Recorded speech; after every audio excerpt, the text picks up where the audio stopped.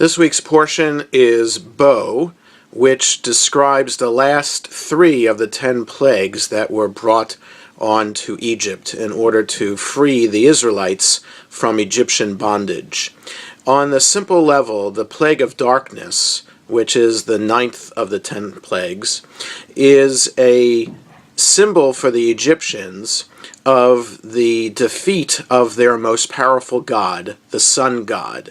And so if the sun god is darkened, then that can bring terror into the hearts of Egypt.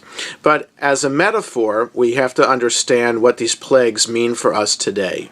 And the plague of darkness is the idea that what do we feel like if we cannot see one another?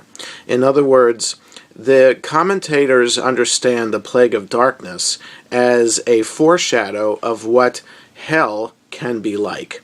When we die, if we have been good in our life and if we have been righteous, then our soul will attain the world to come.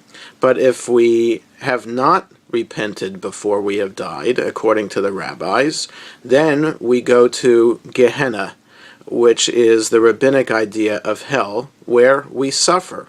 This is purely a rabbinic idea of what happens to us after we die. But their idea of hell is one in which people do not care for one another.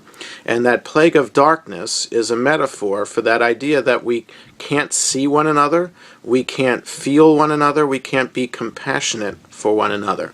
And so the plague of darkness, either for the Egyptians themselves to express defeat of the sun god, or for the metaphor for us today, the terror of what it would be like if we had no one to see us and if we could not see the plight of one another. And so may it be that we never have such a plague of darkness again. Shabbat Shalom.